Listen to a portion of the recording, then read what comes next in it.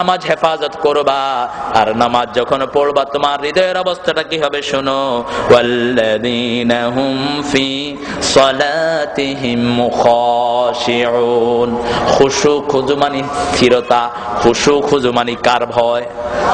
একজন সাহাবী নামাজে দাঁড়িয়েছেন, নামাজে দাঁড়িয়ে জামা লাড়তেছেন, দাড়ি লাড়ছেন। আল্লাহর হাবিব সাল্লাল্লাহু আলাইহি সাল্লাম বললেন, লাউ খাশিয়াত কলবাহু লা খাশিয়াত জাওয়ারিহু।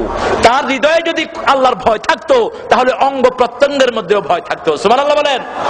সেজন্য নামাজের জন্য ভয় করব কাকে?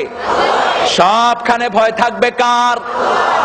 নাকি মানুষের, নাকি র্যাবের, নাকি বিডিআর, নাকি আমেরিকার বাঁদরদের? ভয় রাখবো কার? জীবন হলো ওয়ান টাইম, বারবার জীবন পাবো না, একটাই জীবন, ইমানের উপরে থাকবো। রাজি আছেন না নাই? সেজন্য ইমানের রাস্তায় যত কষ্টই আসুক না, আমরা সেই রাস্তা ছাড়বো না। কারণ দুনিয়াতে আমরা কেউ থাকতে আসি নেই, নামাজের সমাজ কায়েমের জন্য যত কষ্টের দরকার আমরা করতে রাজি আছি না নাই? নিজেরা নামাজ ছাড়বো না, নিজেরা মসজিদগুলো আবাদ করব। আল্লাহর হাবিব সাল্লাল্লাহু আলাইহি সাল্লামের মাধ্যমে আল্লাহ হাদিসে কুদসিতে বলছেন, দুই প্রকার লোকের জন্য এই দুনিয়াটাকে আমি টিকিয়ে রাখি। এক হলো আমিরুনাল মাসাজিদ, আর দ্বিতীয় হলো মুস্তাগফিরিন বিল আসহার, যারা মসজিদকে আবাদ করে আর যারা শেষ রাতে তাহাজ্জুদের সময় উঠে গুনগুন করে গুনার জন্য আল্লাহর কাছে কাঁদে। আল্লাহ এই দুই দলের মধ্যে আমাদেরকে শামিল করে দেন। আল্লাহ বলেও দিয়েছেন, শুনো আমার মুমিনের কাজ শুনো, ইন্নামা ইয়া'মুরু মাসাজিদাল্লাহি মান আমানা বিল্লাহ। যারা ঈমান এনেছে তারা মসজিদ আবাদ করবে। কে বলছেন? মসজিদের জন্য আমাদের মহাব্বত আছে না নাই? বিশ্বনবী বললেন, কলিজার টান যদি মসজিদের সাথে থাকে, কলবুহু মুআল্লাকুন ফিল মাসাজিদ সাবআতুন ইয়াযিল্লুহুমুল্লাহু ইয়াওমা লা যিল্লা ইল্লা যিল্লু, ইমামুন আদিলুন শাবুন নাশা ফি ইবাদাতিল্লাহি আযজা ওয়া জাল, রাজুলুন কলবুহু মুআল্লাকুন ফিল মাসাজিদ। বুখারী মুসলিমের হাদিস। কোরআনের পরে যে হাদিসের মর্যাদা, সেই হাদিসে আবু হুরায়রার বর্ণনায় বিশ্বনবী বলছেন, 7 ব্যক্তিকে আল্লাহ আরশের ছায়াতলে ছায়া দিবেন। আল্লাহ আমাদেরকে সেখানে জায়গা করে দিয়েন। এর মধ্যে প্রথম হলো ইমামুন আদিল, ইনসাফগার ইমাম। 2 নম্বর হলো যেই যুবক যৌবন বয়সে আল্লাহর ইবাদত করে। আর 3 নম্বর হলো যার কলিজাটা মসজিদের সাথে ঝুলে থাকে। সুবহানাল্লাহ বলেন। যখন যেখানেই থাকুক, আযান হলে সবার আগে কি? সবার আগে কি? আরো জোরে বলেন। সবার আগে নামাজ। আমাদের জাতীয় কবি বেচারার জন্য আমি দোয়া করি, নিজে খুব ভালো নামাজি ছিলেন না, কিন্তু মসজিদের জন্য তার হৃদয় আছে না নাই? আল্লাহর কাছে বললেন, আল্লাহ খুব বেশি নামাজে যেতে পারি নাই, কিন্তু যেই দিন আমি দুনিয়া থেকে বিদায় নেব, আমার কবরটা যেন হয় মসজিদের পাশে।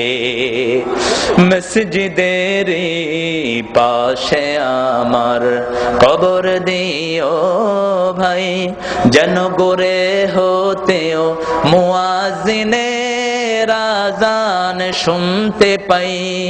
আমার গোরের পাশে দিয়ে ভাই নামাজিরা যাবে, পবিত্র সেই পায়ের ধ্বনি এ বান্দা শুনতে পাবে। গোর আযাব থেকে গুনাহগার পাইবে রেহাই, মসজিদের পাশে আমার কবর দিও ভাই। মসজিদ কেন্দ্রিক কোন কবর হতে পারবে না। সব ইসলামের ইমামরা একযোগে বলেছেন, কবর কেন্দ্রিক কোন মসজিদ হতে পারবে না। বিশাল এক সুফির কবর, সেই কবর পুরোটা জুড়ে আছে তার মাজার। চিকন একটা লাইন করে আপনি মসজিদ বানাইছেন, যেটা কিউটের মালিক করেছে এই মূর্খটা। এই জাতীয় মসজিদ ভেঙে মাটির সাথে মিশিয়ে দেন। কবর কেন্দ্রিক কোন মসজিদ হতে পারবে না। হ্যাঁ, মসজিদ আছে, তার পাশে কবর হলো কোনো আপত্তি। যেমন মসজিদে নববীর পাশে বিশ্ব নবীর কবর আছে না নাই? বাইতুল মুকাদ্দাসের পাশে অনেক নবীর কবর আছে না নাই? সেটাতে কোনো দোষ নাই, কিন্তু কবর আগে না মসজিদ? কোনটা আগে? মসজিদ আগে। এটা যেন খেয়াল থাকে। আপনার শেখ একজন মারা গেছে, নামাজ নাই, রোজা নাই, সারা শরীর থেকে দুর্গন্ধ, কুত্তা পচা গন্ধ করে সারা শরীর থেকে। বিশাল আল্লাহর ওলি ছিলেন তিনি, ওলিয়া আলকা। খাটাসের চেয়ে খারাপ এগুলো। খাটাস তো একটা প্রাণী, আল্লাহ বলেছেন উলাইকা কাল আনআম বাল হুম আদাল। ঠিক কি বলেন? যেই খবিশের কাছে নামাজ নাই, রোজা নাই, পবিত্রতা নাই, তার সাথে ইসলামের কোন সম্পর্ক। বিশ্বনবী এত পবিত্র ছিলেন, কোন বাচ্চার মাথায় হাত দিলে ওই মাথা থেকে আতরের ঘ্রাণ বেরোতো। ইমাম বুখারী বলছেন আলাইহি রাহমা, বিশ্বনবী হাতের তালুতে আতর দিতেন। আমরা তো এখানে দেই, আমরা কোথায় দেই? এখানে দেই। বিশ্বনবী এখানে দিতেন। কারো সন্তানের মাথায় হাত দিলে সবাই বুঝতো এই শিশুর মাথায় হাত দিয়েছেন মুহাম্মদ সাল্লাল্লাহু। নামাজ আছে যেখানে